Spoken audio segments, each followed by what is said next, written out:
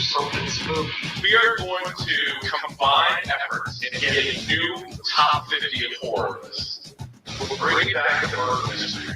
Jamie didn't commit suicide. She was murdered. We're going to solve this son of a bitch. And scary stories to tell in the dark. All right. Oh, Thanks for look at tuning in that, to another that. episode of Hashtag Dork. My name is Rich Keefe, joined as always by Davey Eyeballs. He is Ramian Von Damian. He is promo code Ron Von D. All hail the king of ginger ale. It's Ryan Davey. Davey, how are you? I'm having a great night, Rich. Good. I'm having a great night.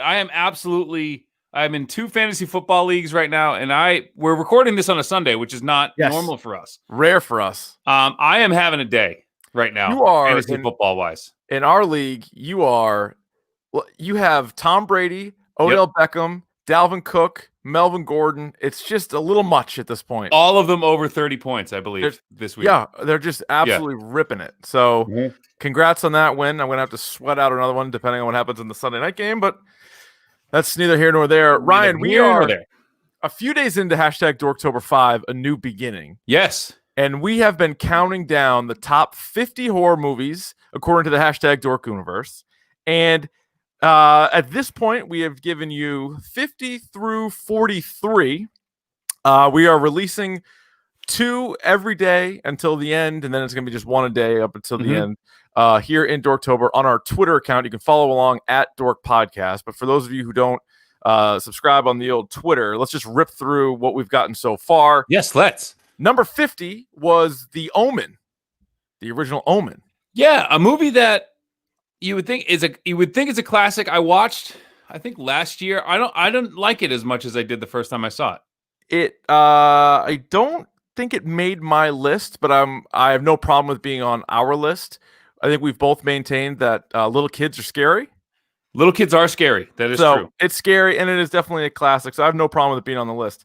Number 49 is Army of Darkness, a movie I love, not as much as you, but see, I had a hard time because we just said this. There's again 5 of us voting, and there was a few where people were like, "Hey, can I get a clarification? Like, is blank a horror movie?" And every time I would say, "Up to you, up to you. If you consider it a horror movie, put it on there." Army of Darkness to me is too comedy driven. Like, and I think it's a little sci-fi. It's like sci-fi fantasy more than horror. Yeah, I would have horror. Like I don't even consider it horror. That's why it wasn't on there. But again, I like it. It's got, obviously Ash, who is a great horror hero. Yes. So again, I'm happy that it's on the list. I know you had it really high. I think I did. You were the only one to vote for it. I was. But you voted it high enough, and that's why it's on here. I think it was in my at least my top 10. Yeah, I want to say so that's why it snuck into snuck into the list. So I love this movie, and again, this is I shudder to say this now, but you said it was up to our interpretation of what is a horror movie. So one of the movies that there were no rules, Ryan. Look, let's not get into it. All right. One of the things that I struggle with, like you said, having comedy movies that are like technically comedy movies. For instance, I'm not going to tell you where it landed. This isn't a spoiler, but Shaun of the Dead did make all of our lists, I believe. No, I didn't vote for it. Which is technically a comedy movie. That's why I didn't vote for it. But that's the one where usually when it comes to movies, I'm pretty definitive. I can say, like, this is this is that. I love it. I hate it, whatever. And Shaun of the Dead is one that is on everybody's, like, every website, every TV special. All 4 of you guys put it on there. I still didn't because I think it's so far and away a comedy first. I have a couple that are on my list that you might consider like partially comedies, but I thought they were more horror. Like, for example, didn't make the list. It's an honorable mention. I really thought Happy Death Day was good. Some people would say Happy Death Day is a comedy, but to me, it's more horror first. Yeah, it's like semantics. It's a spoof. You know what I mean? So that's why, like, technically, it's a spoof, but like the scary parts were pretty scary. Like they did a good job with it, and like some of the kills were like very horror genre kills. But in the same vein, I would never consider the scary movies horror. No, me neither. Not even close. Not even close. And to the point, yeah. I mean, that's a good point. Like Shaun of the Dead is spoofing him, but like those are like it's also a good movie. Like it's just it's tricky. It's a tricky thing, but we did the best. That's why we did it, and that's why I think having a bunch of people vote on it is good too. And then so it's like it ended up being a good representation. I think the list, and I think what you'll see down the line is our top 10 is fucking solid. Yeah. Like, solid. Yeah. So I'm excited for that. Number 48 was The Descent. I like The Descent, the movie with all the women in the cave. It's a good movie. Yes. Number 47 was the original Black Christmas. One of the it wasn't on my list. Yeah, I had that. List. I think me and looks like Goo. Had to be Goo. Yeah. Me and Goo were the only ones to have it ranked on our list. I liked it. Number 46, I still haven't seen. That was Your Next. That made your list. Oh boy, you need to see that. You and Rossi were the only ones that voted for that. Because you love horror. Yes. And you love Clue. Yes, I do. You need to see this movie. I don't know what it's on. I don't even know if it's streaming anywhere. I looked it up because I was like, it's on our list, and it's not. I haven't seen it. And it was a movie that I wasn't really like super. I was like, I don't think it was really hyped up much. It was on HBO or something, and I fucking missed it. And Ryan and I were just like, oh, let's watch it because it was like 80-something% on Rotten Tomatoes. We're like, yeah, let's check it out. It was good. Pretty good. It's good. Yeah. All right, so that's number 46. Number 45 was Hereditary. Another one that only you and Rossi voted for. I am big on this movie. I like this movie a lot. I love Toni Collette, and I thought she should have been nominated for an Oscar for this movie. I just didn't love the movie, but Toni Collette's great. And by the way, a little spoiler ahead here, part of my pick of the pod, which I'll get to. Oh, dear. No. She's fine. All right. She's fine. All right. Yeah. Number 44 was Sinister. Which is, I think that's low for Sinister. Yeah. The Mac and Goo didn't vote for it. You, me, and Rossi all had it on our list. That movie scared the shit out of me. That was legit scary. And that is, I believe, on Netflix right now. Yep. Number 43. This is the movie I had ranked third, and nobody else had it in their top 50. And that is The Devil's Rejects. I love The Devil's Rejects. I know, but like this is another one.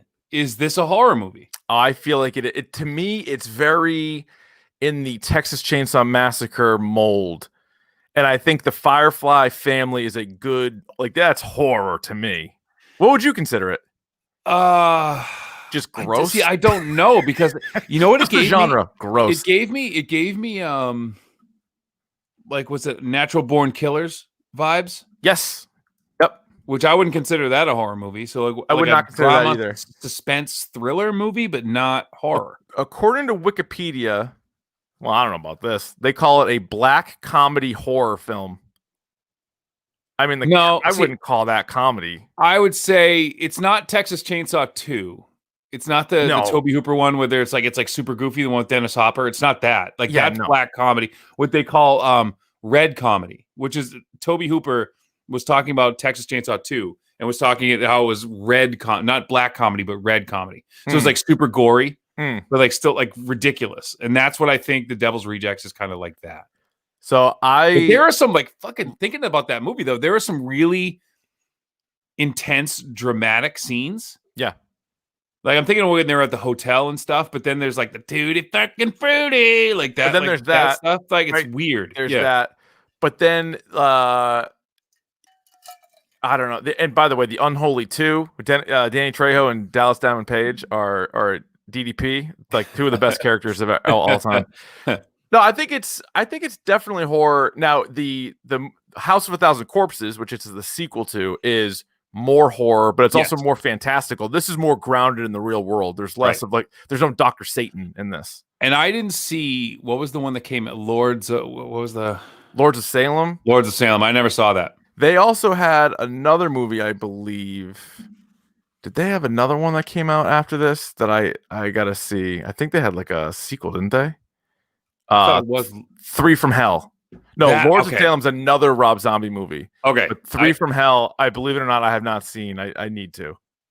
Because I like these ones. This is I think it's the Firefly trilogy. Anyway, So tomorrow on Monday we'll release 42 and 41, and then we'll go out throughout the month. But again, follow that along on Twitter at Dork Podcast. Ryan, let's get to the news of the week. Why not?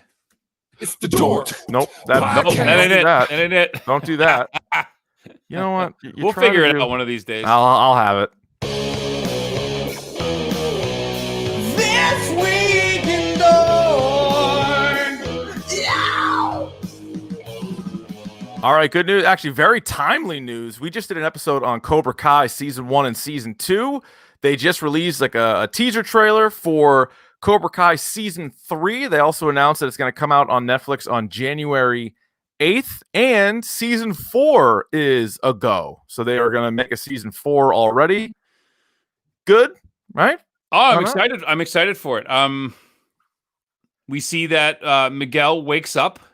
Yeah, I felt bad. I was talking to Fitzy the other day during one of the breaks, and he hadn't finished season 2 yet. And the trailer popped out on Twitter, and he's like, I think I just saw something. I'm like, yeah, you did. You did. You shouldn't. If you haven't finished Cobra Kai, don't watch the teaser.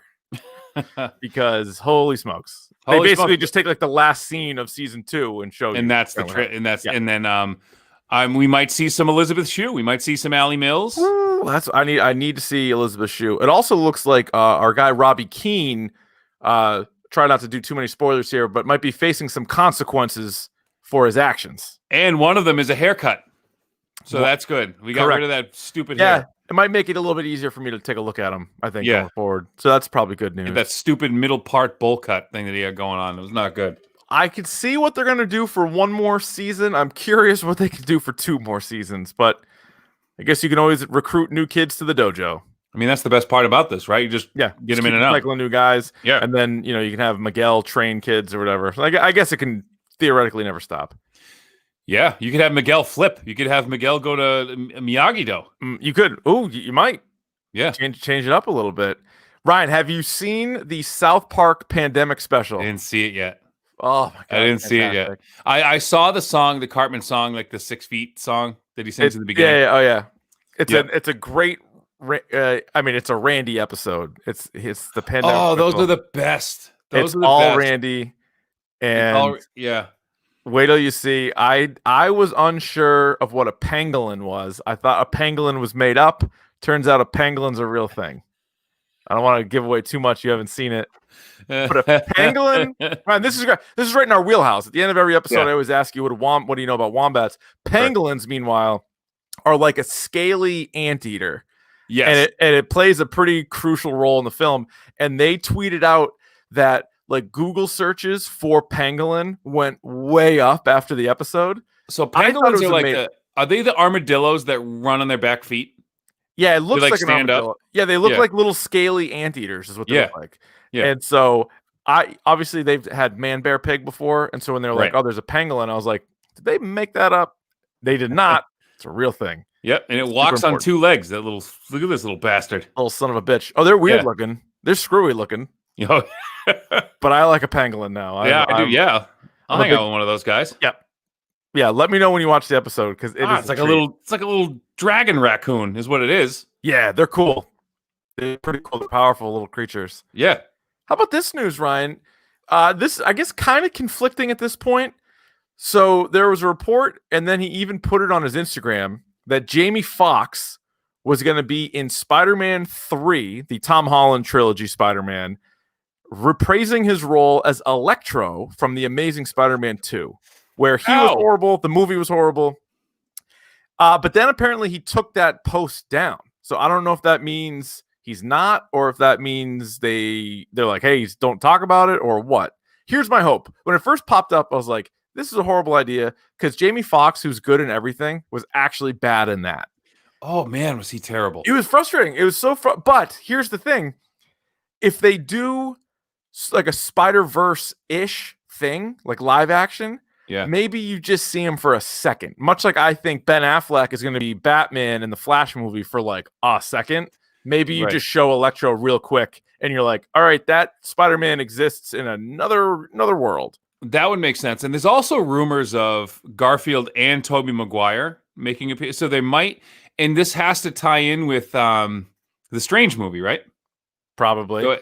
Or even WandaVision. Like, I know that WandaVision's we've been doing some things here. But this also, down the road, wouldn't you think, is like X-Men? Right. Some way to get X-Men. And then this way, if they do it right, you can pick and choose which actors you want back and which ones you want to recast. You kind of get the feeling that that everything to Endgame was so airtight. Yeah. That now it's a little bit more loosey-goosey. And it could get a little silly. It could get a little slappy. It's getting a little slappy now. I don't like it. I just don't want Electro to be like an important villain.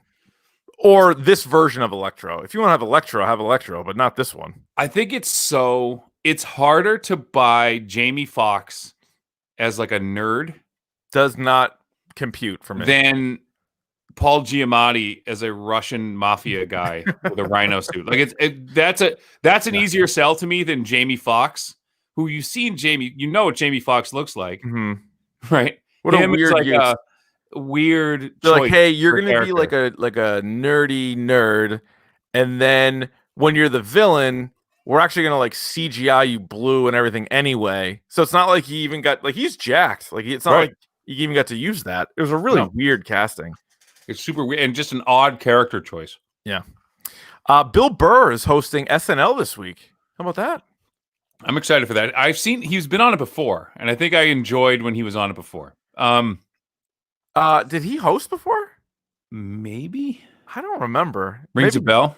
I don't remember. All I know is that stand-ups are always the best when it comes to the opening monologue because they don't have to do anything stupid. They don't have to do material. They just do 5 minutes. They have like 5 minutes. That's why Chappelle. Everyone went crazy. Chappelle won an Emmy, right? I mean, and his was awesome. It was incredible. Was great. They've done a bunch of great.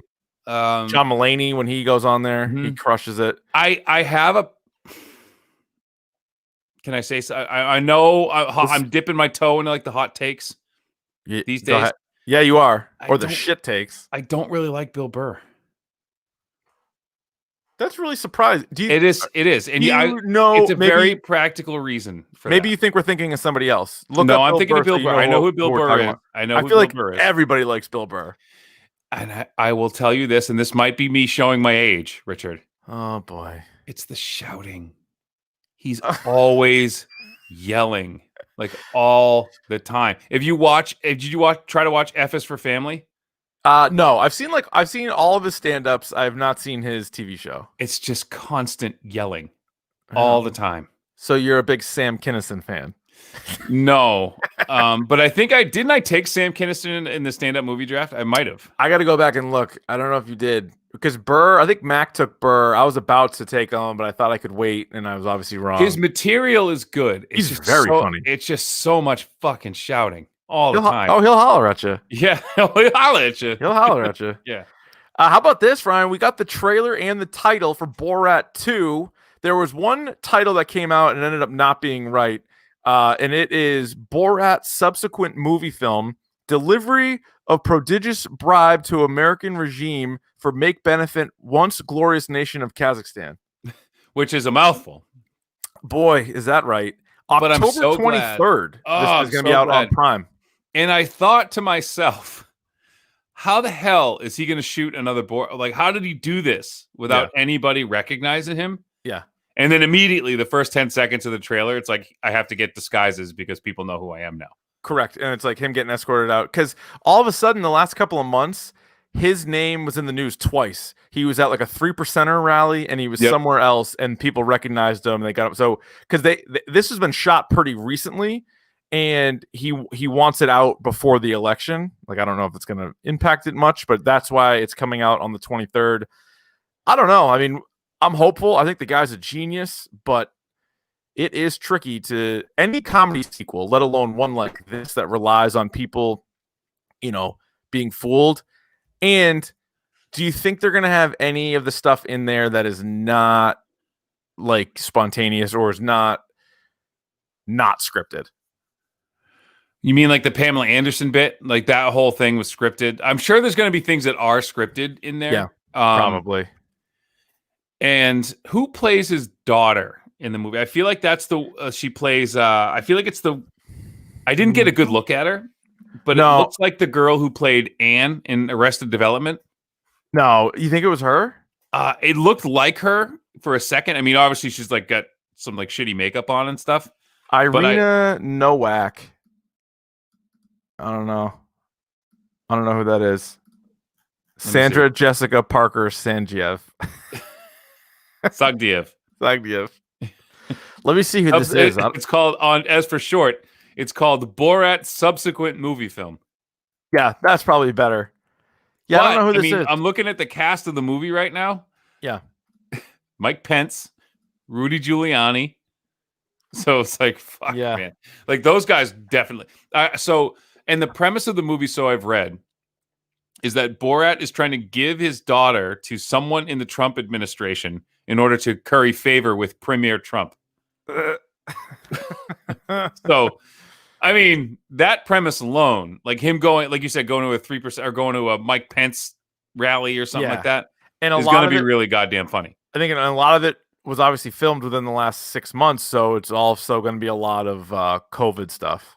Yes, like how people are dealing with it, whatever. And he's wearing his Borat mankini that's made out of a mask. Like in the trailer when that scene where he's in like that, was it like a log cabin or whatever with like those guys, like is that legit, you think? I hope so. Yeah, because remember when in the first movie when he was on the bus with those college kids? Yeah, that was 100% legit, and they were all real pissed off about how it turned out. I was telling my nephew who's 15, I was telling him about this movie, and I'm like, oh my god, I'm so excited. And he's like, I've never seen the original Borat. So well, sit down. Now this is bad.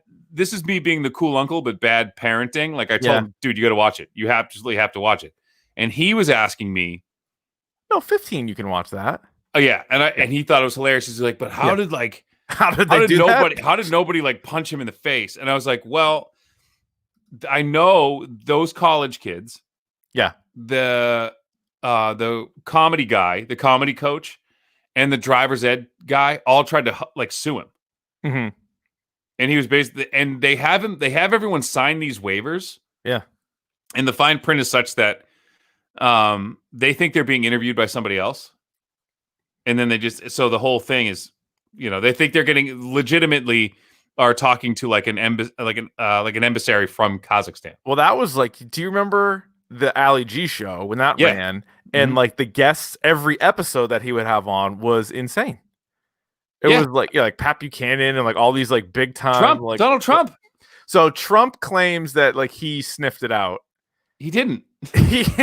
But he was like closer to sniffing it out than some of the other people that just sat there and like thought he was like a real guy. And if I remember correctly, Trump got up and he walked out. Yeah, I think he did. He did, but he was in it for a while. Yeah.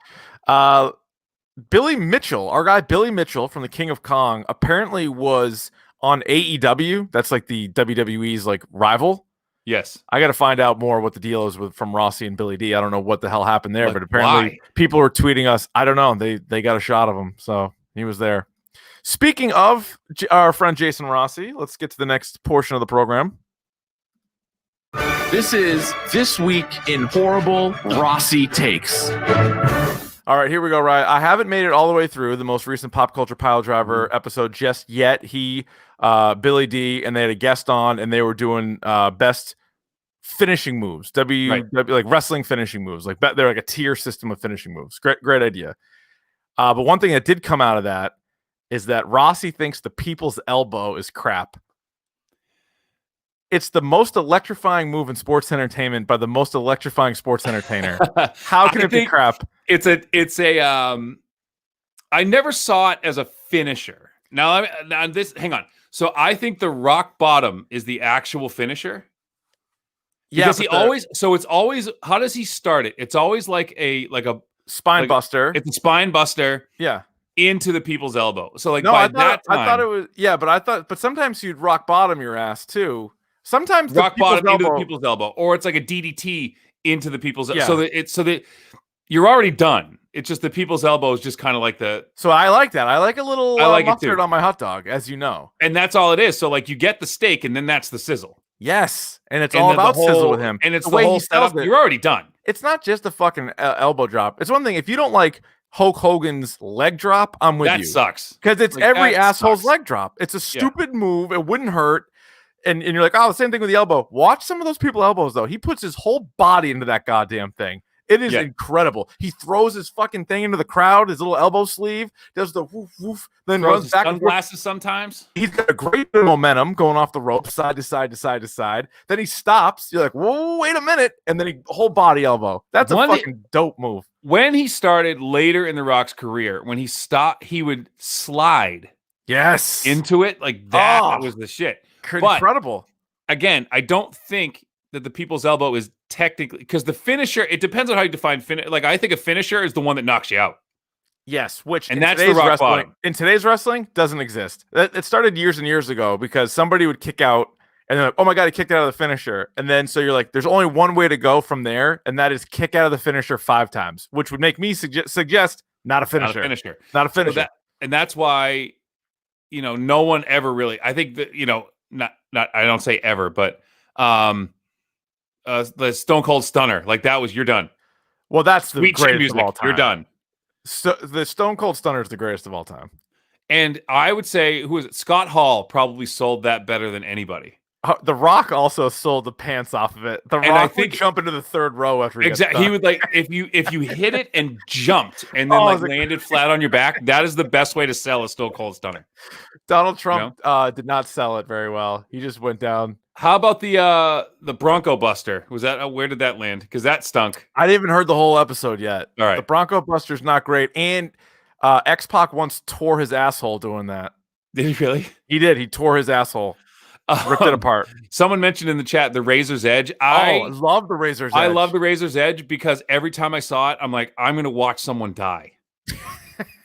Yeah, that one was weird. It's like, it's already like a sweet kind of like, it looks like you're just doing like a power bomb, but then you're like, oh, wait a minute. Oh, no, you're getting him all the way up there. And like now you're doing the, and you drop him right on like the back of his head, like on his shoulders. Like, that's so dangerous. And you would think too, you're like, Razor Ramon or Scott Hall, huge dude, but there were guys bigger than him, and you're like, that's the beauty of the stunner. You could do the stunner to the biggest guy, smallest guy, whatever. It doesn't matter. Some of those moves, you're like, you can't do that. Like Lex Luger had the torture rack. Yeah, do that to Yokozuna. Go ahead. I mean, I know he scooped him up kind of, but like you gotta. It just. What was the one you like? The drop toe hold? Was that your thing? No, I didn't do the drop toe hold. I like the Edge had the downward spiral. The downward spiral. That's where you just basically you fall back and I fall. Yeah, it's like a cool kind of move. It's like it's like a inverse Russian leg sweep. Yeah, exactly. You know, like it's my back, your face, right? Rather than both of us going back. I like that. I like a good frog splash. If somebody can execute a good frog splash. Yeah, Superfly Jimmy Snuka. I like that. I like the Macho Man with the big elbow drop. Big elbow, a big mean elbow drop. There's which other ones I like. Well, the RKO by Randy Orton is kind of in the Stone Cold Stunner realm, but the badass one because he can deliver it out of nowhere. Out of fucking nowhere. You're sitting here, you're over here, not really paying attention. Boom, you just got RKO out of nowhere. Did you see? So on his Instagram, his kids do it to him around the pool now. Awesome. It's great. It's good. I do it to my dog every once in a while. He doesn't know what's coming. He doesn't know which way's up. Like, what the fuck was that? What the fuck was that for? I go, I don't know. Out of nowhere. Gotta be ready. It's gotta be ready. All right, so there you go. So maybe that's not the worst take in the world, but I didn't like it. Anytime you're besmirching The Rock, the way he sells it, it's a good finishing move to me. It is not crap. It's not crap. I'll tell you, it's not. It's definitely not crap. I don't even watch wrestling. I haven't watched wrestling since '03, and I can tell you that I tried getting back into it, and there were some good matches, but then I can't watch it without fans, so I haven't watched it since the whole pandemic started. Yeah, you need a good pop. You need a good crowd. I'm only there for the pop. I love a good pop. That's it. All right, let's get to your news. It's time for Davey's video game minute, even if it takes more than a minute. All right, sir, what do you have? So we got just a couple things today because I feel like we're on a short week right now. This technically is not. It's video game news, but it's also movie news. Did you see the teaser trailer for the Monster Hunter movie? No, I did not. The Paul Anderson, Mila Jovovich movie. Oh God. It starts off. So this movie's like, if you've played Monster Hunter, which I have, you got big swords. You have, pretty rudimentary weapons. And here we have soldiers in a Hummer to start. I don't know where we're going with this, but it's Mila Jovovich and her husband again. I don't want it. I don't think they've made a good movie yet. No. But it does have Tony Jaa of The Protector, and Ong Bak. If you've ever seen Tony Jaa do martial arts, he's phenomenal. And he's Thai, so he does like real Muay Thai. The guy's the shit. Okay. So if you so he's in the movie. I don't think he's in the teaser, but just a good another video game movie coming out that's probably going to do poorly. Yes, for sure. So we have that to look forward to. Star Wars Squadrons dropped. Okay. So this is a game that it's only $40, I believe. I think it's $39.99, which is it's strange. But what they're selling this as is it's basically like a 4-on-4 or 5-on-5 X-Wing versus TIE Fighters like multiplayer game. So there is a single player mode, and people are talking about how the single player feels a lot like just a long tutorial to get you to play the multiplayer. Oh, okay. But I kind of want to check it out. I kind of want to pilot an X-Wing and an A-Wing and a Y-Wing and like all these things. And then you have, I think there's 4 or 5 different ships for each side, and they all do different things. So like think Overwatch in the sky, in space, and Star Wars. We're going to take it to space. So it is all platforms. I don't really know which one I'm gonna play it on yet. But I think it's worth a look. For $40, it might be worth a look. Okay, cool. The other thing, there's a new game coming out. It's a Japanese RPG, so a JRPG called Genshin Impact. People have been talking up a storm about this game. It's basically a Zelda clone with anime characters. It's a mixture of like Zelda and Final Fantasy. The story so far, I've played about an hour of it. It's pretty straightforward. But super Japanese in feel and in characterization. So if you're into that kind of thing, definitely check it out. It's definitely worth it. The mechanics are good. Like I said, it feels a lot like Zelda, looks a lot like Zelda, but a little bit more anime. So, and it's free. So if you guys are into that, it's free. All right. I like that. Nintendo released their new Smash Brothers character, and it is a character from Minecraft who is apparently named Steve. Steve from Minecraft. From Minecraft.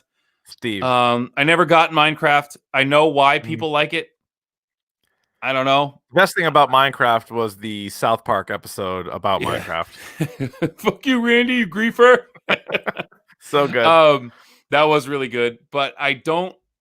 So I had someone explain it to me once. I think we were again, this is one of those, we're in that weird age bracket where we just missed some of these things. Yep.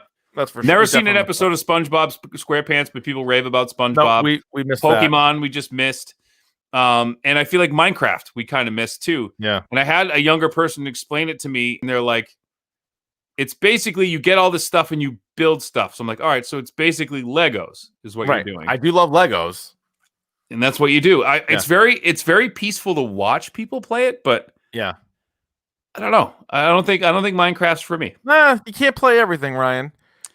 We did get a request to play Friday the 13th sometime this month. We might have to make that. It is a great once a year game. It's once a year. That's it. That's about all I can take. We got a good group though that was playing it, right? I think Mac and Wes and Shime, and we had a few other guys playing it before. We could probably get a good group going. Yeah. Our own little private party. Sure. And I'm looking at right now, just a little Super Mario Bros. 35 came out, and there's a Battle Royale mode. Ooh, Battle Royale. Yeah, so basically you're just running Mario until the last man standing. Okay. Everybody loves a Battle Royale now. Everyone loves a Battle Royale. We can do that. So it's basically like Tetris 99, but... Yep.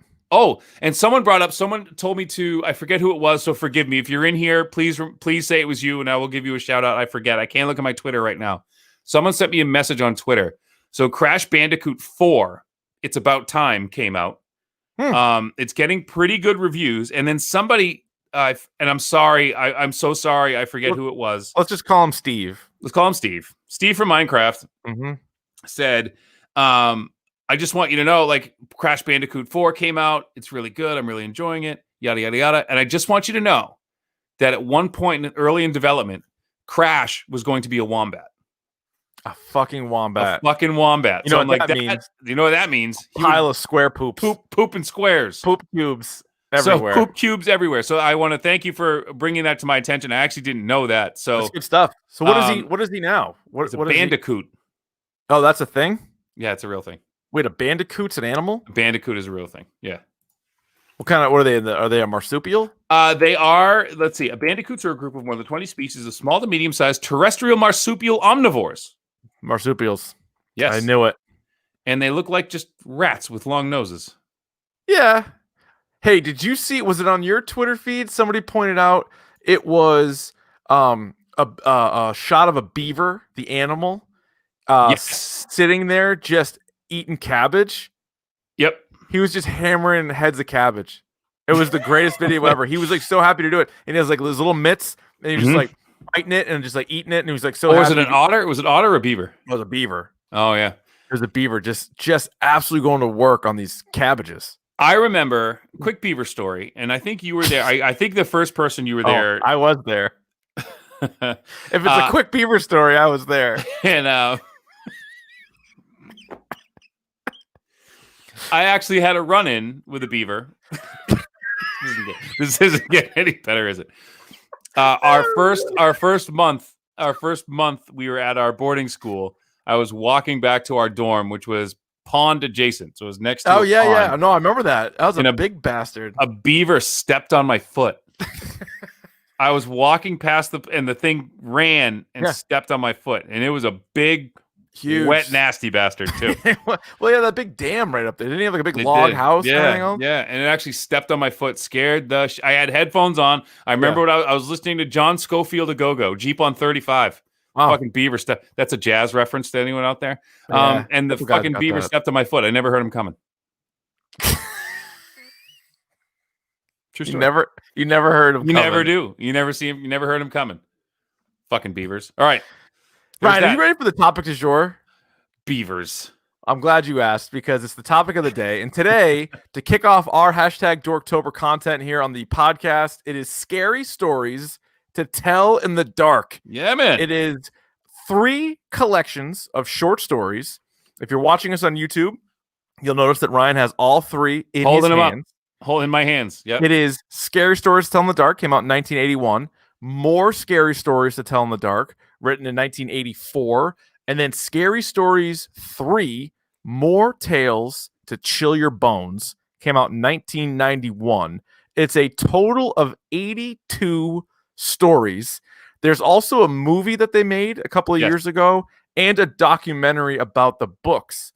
I believe both of those are available on Prime right now. I think the documentary might also be on Tubi if you want to check out my guys over at Tubi. Yeah, okay. Go ahead. But I would say, Ryan, first and foremost, and you sort of alluded to this last week, not everyone a fan of these stories. No, and if you've watched the documentary, they do bring up the fact that this is the most banned book of the 80s and 90s in all different public school systems. Because it is aimed towards kids, and it's classified. It's classified as family horror. Family or classified as like folklore. Like I remember my library as a kid had it in like the folklore section. Mm-hmm. And I remember my relationship with these books started in, I believe, like 2nd or 3rd grade. Wow. I would have been too scared for this shit when I was little. I would never check them out of the library. Remember when you were a kid and you would go to elementary school and you'd have library time? Yeah. I knew exactly where they were, and I would go find them. And I think I was in elementary school when 3 came out, and I read 91. These so much. And I read these so much that the librarian in my school told me the day she got it. Oh, like there's a new one. Because I would go into so we'd have. Remember, every day you'd have the kid. They call them specials. Yeah, and so we'd have music one day, and then have art, and then have gym, and then we'd have library one day. So every week I would go into the library and I would grab one of these books. And I would never, and she's like, "Do you want to check it out? You want to take it home?" And I'd be like, "Absolutely not." And we'll get into that later. Because of the pictures. Because of the illustrations. I would only read them in a room that was well lit. With other people around me. I also remember there was audio, I guess it would have been tapes back then, that somebody did the readings for, and it was pretty haunting. And I remember, I think during around Halloween, I want to say my 7th grade teacher would play some of them during class, or like at the end, during like the week of Halloween or whatever, or maybe just the day of Halloween. But I still remember it like pretty vividly. And I think one of the reasons why people have problems with it, because like with a lot of horror stuff, especially when something's kind of implied, you can kind of talk it out on both sides. You're like, well, a younger kid could deal with that.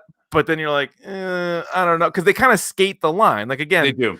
A lot of times, just like when movies are being rated, if there's no blood, sex, or like the F word, you can probably get away with it being PG or PG-13. But it doesn't mean it's not super scary. I mean, the movie Poltergeist was PG. Poltergeist was PG. Jaws was PG. Now, they didn't have PG-13 back then. Right. But they did have R, and they were able to get them both rated PG. The Conjuring was the first movie, I believe, ever rated R, because they just kept coming back to him and saying it's too scary. But really, everything about it should have allowed it to be PG-13, but they pushed it towards the R rating, which, whatever. I think it kind of helps some horror movies in that sense. But I'm surprised. So you have 2 young daughters. I do. What age, or have you already introduced? You told me the story last week. You sort of started to introduce them a little bit to these. So a little bit, and because the great thing about these are the illustrations are scary as shit, and we'll talk about those in a little bit. But yes, so we didn't show the girls the pictures, but in every single one of these books in these collections, there's always a section of like funny stories, or ones that you think are scary and they wind up being funny, and they wind up being kind of light and stuff like that. So and a lot of them have like sort of like just like blah blah blah blah blah, and then it's over. And like it kind of ends. It kind of ends abruptly almost. And so you're right. I feel like they do try to lighten the mood with some of them, because you're kind of scared shitless of a couple, and then there's one, and you're like, oh, that was almost like a Brothers Grimm story. Yes, and there was one we read to my older daughter. The one where it was the 2 guys who grew up together playing baseball. Okay. And they kept asking if there was baseball in heaven. And the guy comes, he dies, and he comes back to his friend, and he says, I have good news, I have bad news. He's like, what's the good news? He says, there is baseball in heaven. And he said, all right, what's the bad news? He's like, you're on the roster tomorrow. You're playing tomorrow. Mm-hmm. It's like, and she like didn't get it. Yeah, right. You know what I mean? Oh, yeah, right. So that, yeah. So she's kind of enjoying it, and we're telling there's the one called the Viper. We're like, oh, I'm the Viper, I'm coming. And he's like, I'm going to wash your windows, like at the end. And she's just like a window washer. She loved that. She thought that was hilarious. Oh. Okay. And then my wife doubled down and read her one of the jump scare stories.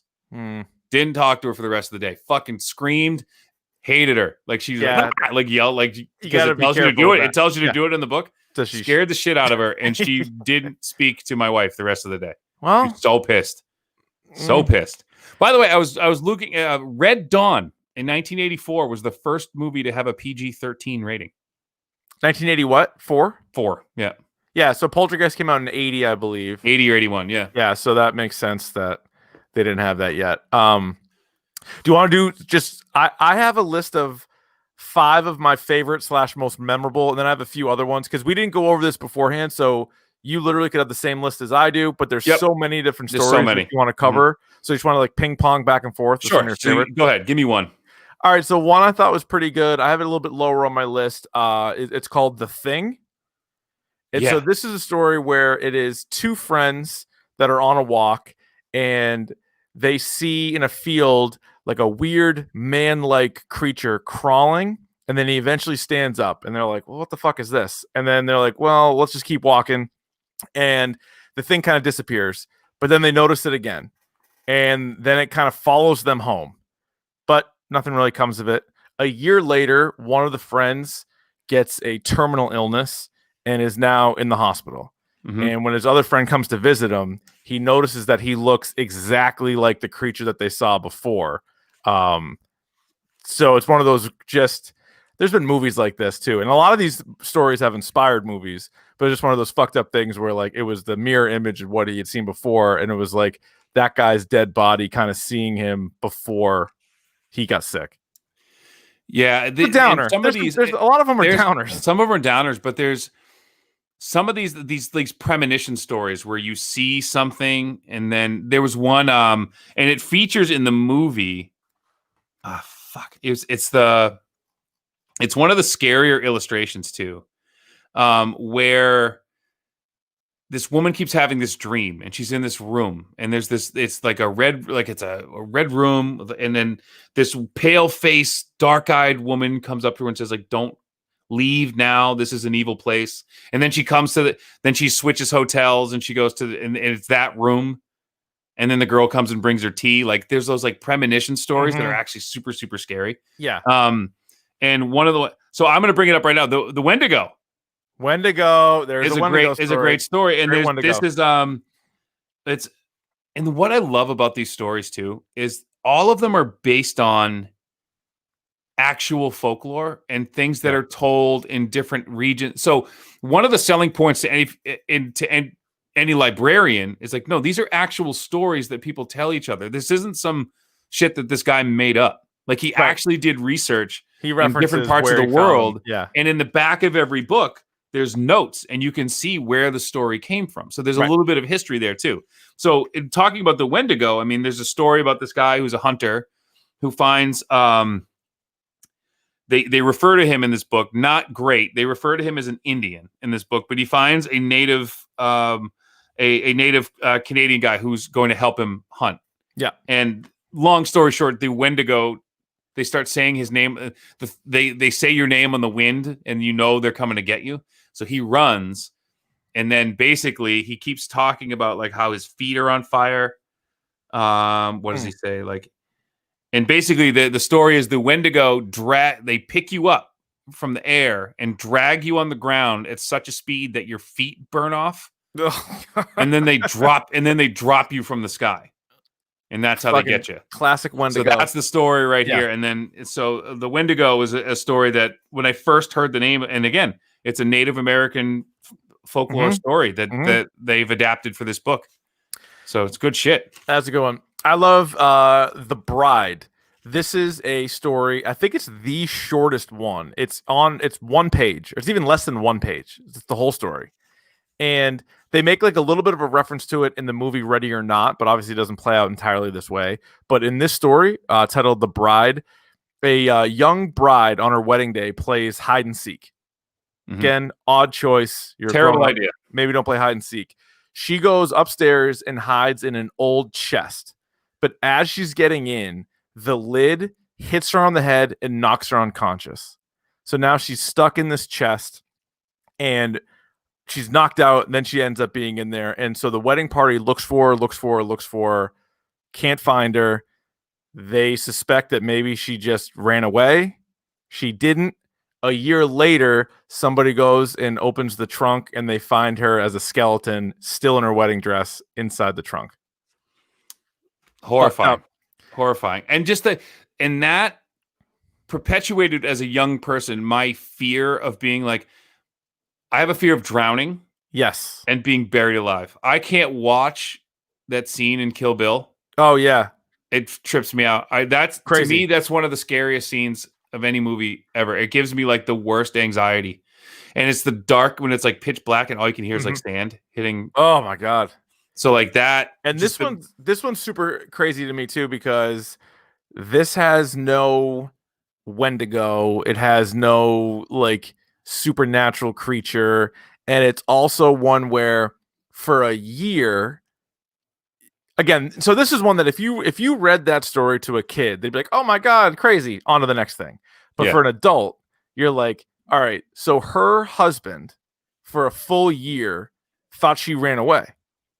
And like thought that like she just took off or something. Like that's probably what they suspected. It was like, oh, she got cold feet and bailed, and I never saw her again. And I don't know why. Like, was it something I did? What's going on? And then everybody in that house is just like, oh, wait a minute. Is that I'm just gonna hold this up. There's the picture. I mean, like look at that shit. Fucking picture. So like that's something that stuck out as a kid. So when you're thinking about showing your kids, it's like some of these pictures are nuts. And like that's the thing. Like you, as a kid, you're flipping through these because you don't read them right away. You're flipping through them, and whatever picture kind of catches you, you're like, "Oh, I gotta see what that's all about." So think about, remember that scene too in the Devil All the Time, where the one character who dies that maybe didn't want to die. You know what I'm talking about? Yes. So like it's kind of similar to that, where it's like you don't know what the story is. I guess in this one, at least you found her eventually, but anyway. So I got The Bride. That's in my top 5. The next one to bring up, the one called The Drum, and this one is one of the longer. It's one of the longer ones. But as a kid who grew up, and this is kind of fucked up, but being told that if I left my mother's side or my grandmother's side in a store, or I got lost, that the gypsies would come and take me. Like that's like an old Irish person thing to do. Like that's like the gypsies are going to come steal you. So you stay by her. Yep. So this story is dealing with 2 girls, they're sisters, and they hear this gypsy girl playing a drum, and they really want the drum. And so the gypsy girl tells her, you have to be really bad to your mother.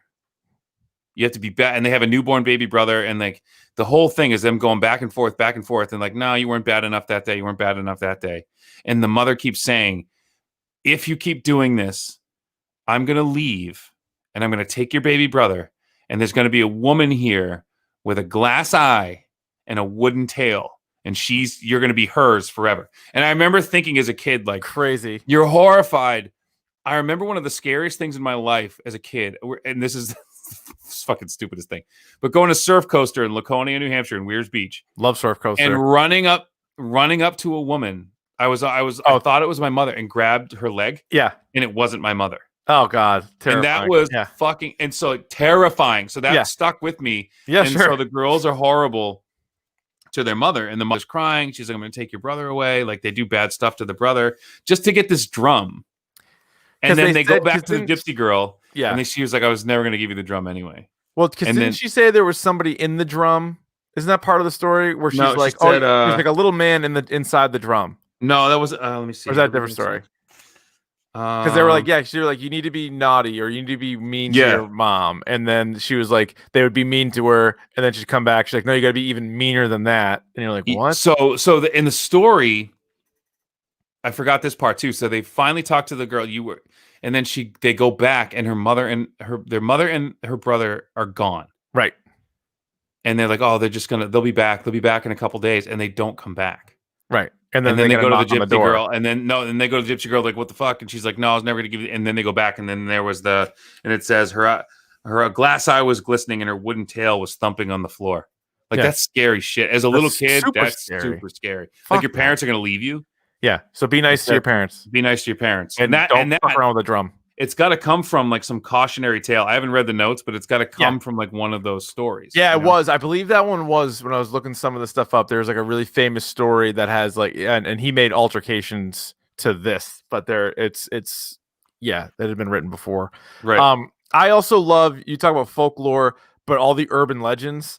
It's some of like the most famous urban legends. Some have been made into movies. Some are just stories that everybody tells. There's a bunch of them in here, including The Hook, the one where, you have the couple making out in the car and then they get on the radio, which I always love when news breaks in on the radio, right? Like you're listening to Lover's Lane music, and then all of a sudden, like, this just in, like, escaped mental patient has just left the mental hospital and he's got a hook for a hand.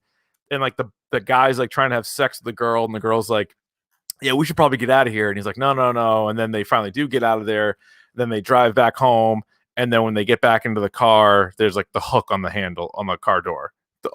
Simple, but always good. But like the most effective campfire story ever. Oh yeah. And then the other one, the sister story to that is the high beam story. That was on my list. Love high beams. And I am 39 years old. Every time I go in my car and I hit the thing to unlock the car, I always look in the back seat. It's scary. I do it every time. If I'm by myself and it's at night, it's almost like, and this is embarrassing, when you're in the basement and you're ready at the light at the bottom of the stairs and you hit the light and you run. I still do it. I don't blame you. I don't blame you at all. The thing with high beams too is they do it in the movie Urban Legend, but it's just great because the buildup and the way the story is there's a girl driving the car and there's a big 18-wheeler behind her and he keeps flashing the lights. And so the way the setup builds for a while is you assume that that's the lunatic and that's the guy that's trying to get you and that's the guy you should be afraid of. And then you're like, no, he would only click his high beams every time the guy went up to like stab her. Yeah. And then he'd high beam her and then he'd duck back down. Fucking awesome. Just, it gives you chills. It's an awesome story. And then the other one there, I'm gonna go. So what are we on? 4 now? We're doing 4 apiece here. I did. So I gotta had get to my Thing, best. the Bride, my best the Hook, and then I tied with High Beam. So I got one other one besides that. So I got one more, and because I know you're gonna pick the other one for your last one. Yes. So and I got a couple honorable mentions. Go ahead. So the scariest story to me that I read, and I think the 2 scariest stories are in 3. So if you guys are gonna get one of these books, by the way, I got all these books for like $15. Yeah. Harold. Yep. Harold, and this one, along with, and I'll do some honorable mentions too, but along with being one of the scarier stories in the Scary Stories book, the fucking picture of the scarecrow, like this, and the reason I never read these at like sleepovers and shit was because of Harold, because I saw this and was like, nope, we're good. And the story, it's about these 2 guys, and they make a scarecrow to look like some guy that they hate. And they're fucking awful to the scarecrow. They do terrible things to him. And then the scarecrow comes to life. And at the end of the, not to spoil the story, but at the end, someone's like, oh, you got to go back. You got to go back. And I'll wait for you here. And the guy looks up over the berm and he sees Harold, the scarecrow, on the roof of the hut, stretching out the guy's skin to dry in the sun. God. Like, oh my God. Like, so what scary. in what world would a 10-year-old kid like me be like, that's fine. This is fine. Do you, when you're reading them to your daughter, do you skip some of them? Oh, yeah. Like, okay. I skipped. Of course. She does not know about Harold yet. Okay. She'll have to find that out on her own. Yeah. Yeah. It's for we read this. time. I read this one. I mean, this one story here. It's called basically.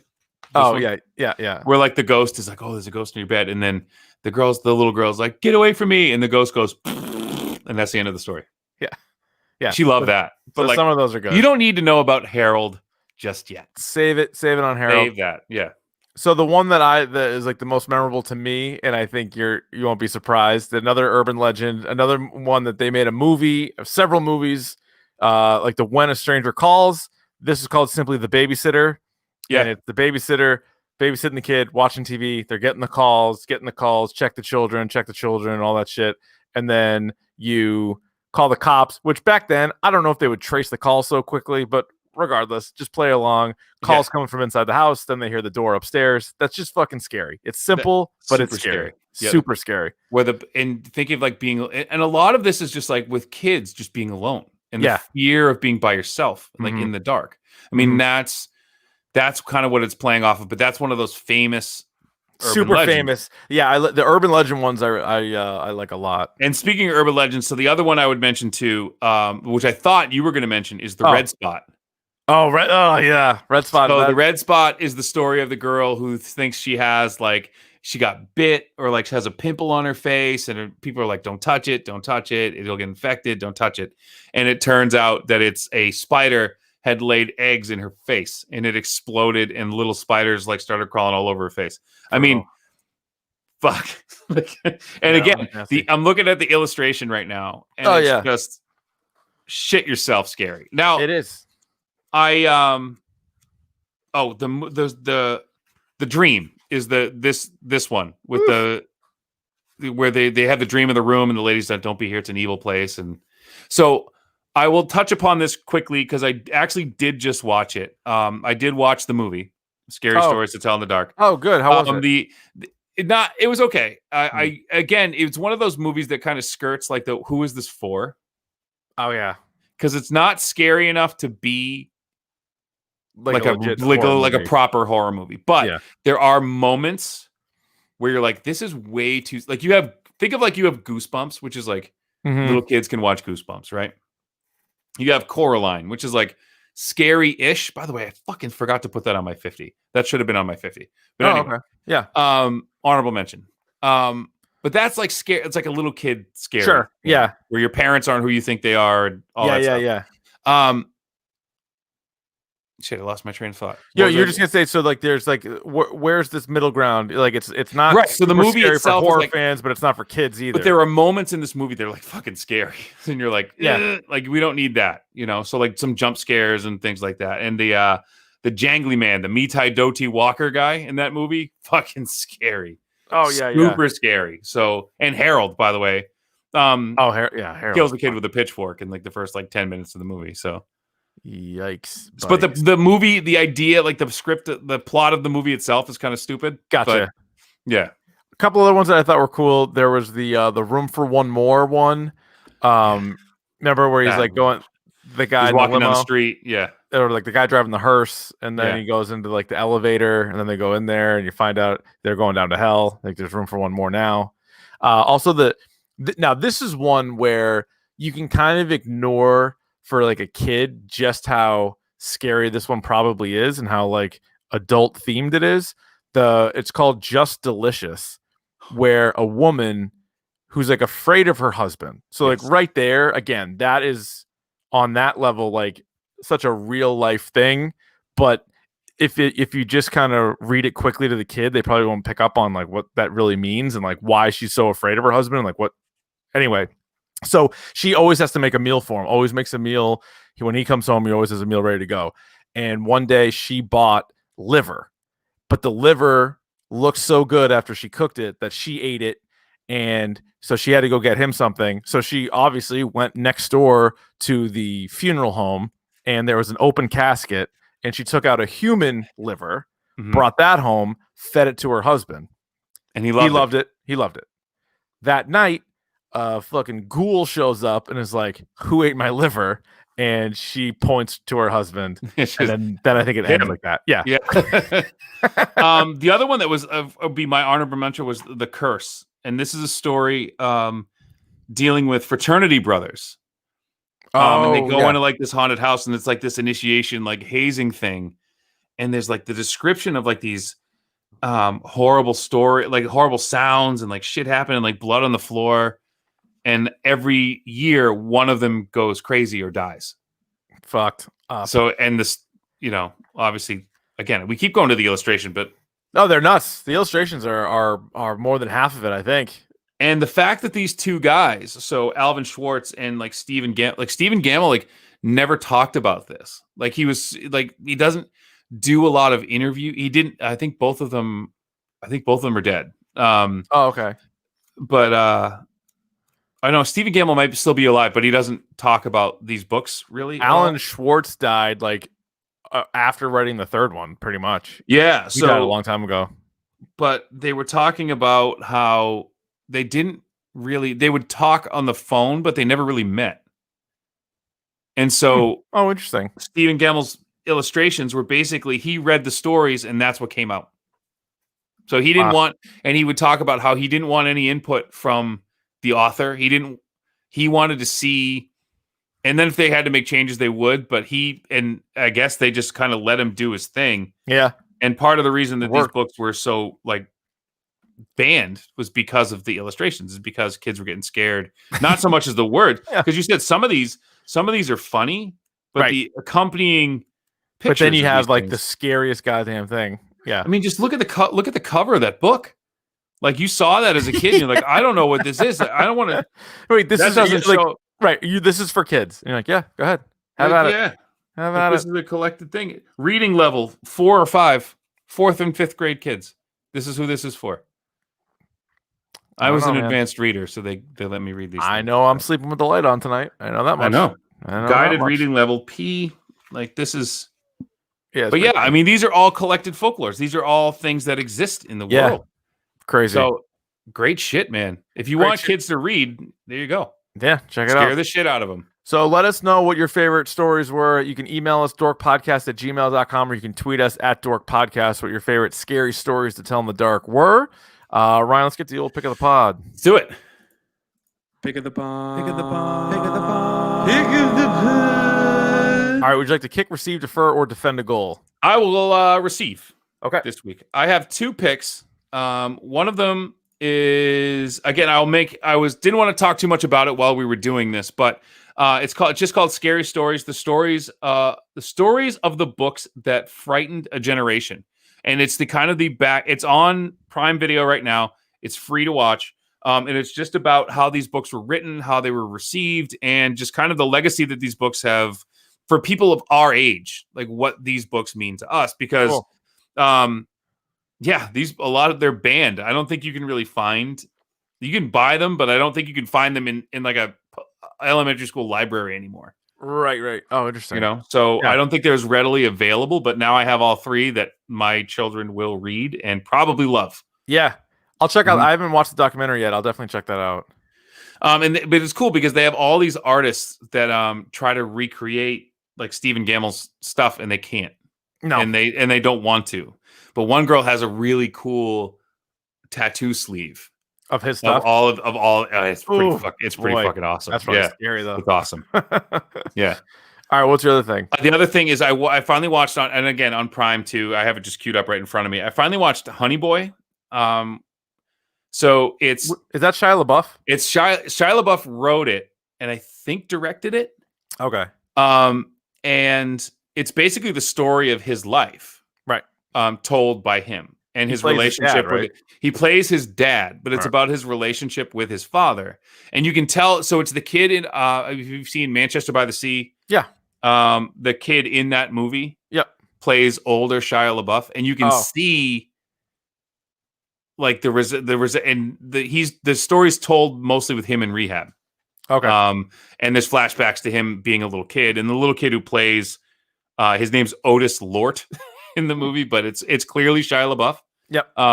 And it's actually very, very well acted. So if you guys are into like a good movie, so check out Honey Boy on Amazon Prime. Here's a show, Ryan, on Netflix that I missed last year for some reason, and it felt like it would be one that I would want to watch, but the way it was sort of presented to me, I forget if it was just the plot of it or the way that maybe the trailer that I saw, I didn't watch it right away. And the show's called Unbelievable. And the quick synopsis is, after a young woman is accused of lying about a rape, 2 female detectives investigate a spate of eerily similar attacks inspired by true events. So it's dark, it's heavy, it's as serious issues you can talk about. But it was something about, it was like like a documentary, but acted out. For some reason, that's what it was in my mind. I'm like, well, wouldn't you just want to see the documentary of it? Right. But it's really just, it's based on true events. It's unbelievably well done. And Toni Collette, who I love, shows up towards the end of the 2nd episode and then is like a major character the rest of the way. Is awesome. Like, her character is such a badass. She's a detective. It's so good. The girl who is like accused of lying about the rape, like you'll if you watch it, I don't want to spoil. And she's the one. She's in Booksmart. So right? She's in Booksmart. Yeah. And as I was watching it, and especially in this role, she would be perfect for a Last of Us movie. She could be Ellie, like no problem. Like, I know Ellie looks just like Ellen Page, but this girl could play Ellie. No, that's a good call. She'd be really good at it. That's a really good call. And especially like in this, I haven't seen Booksmart, but like I know what I've seen like the trailer and stuff. That's obviously a comedy. This is like she does some acting in this, like big time. She does acting. It's 8 episodes, and it's like some of them are 45 minutes, some are 55 minutes. I still have an episode to go, so I don't know how it's going to end, but it's been so good to this point that like I'd be shocked if it wouldn't be my pick of the pod. So check out that if you get a chance. Right. Next week. Oh, by the way, Hubie Halloween comes out this week. So I don't know if we'll have time to do a dork short at some point on Hubie Halloween. We'll talk about it. Trust me, by the end of the month. You know you're going to fucking make me do that. Yes. Well, the people want it. Next week, meanwhile, we're going to take a little #Dorktober breather, because The Boys season 2 comes to an end. The 7th episode just came out this past Friday. The finale comes out this Friday.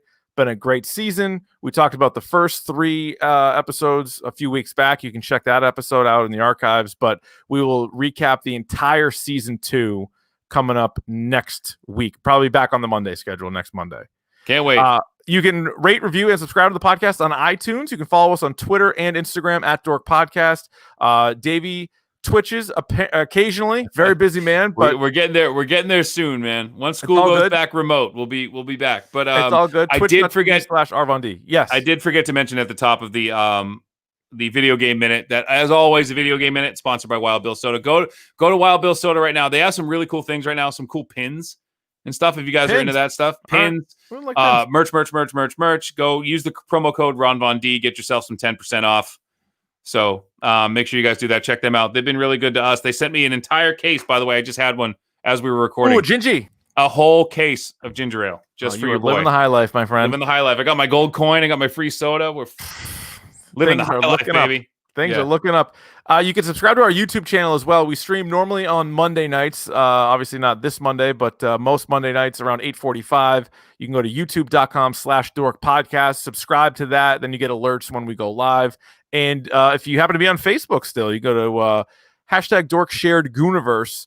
There's a page there on Facebook. You can find out what we're doing. Mac and Goo, Pop Culture Pile Driver, Change My Mind Pod, The Furlough Friends, Shime Time, Backcracker, and Davey all on Twitch. So it's a pretty happening place over there. So check all that stuff out. All right, thanks for listening to this week. And Ryan, what do they say about wombats? That at one point, Crash Bandicoot was going to be one of them. And they shit squares. Right.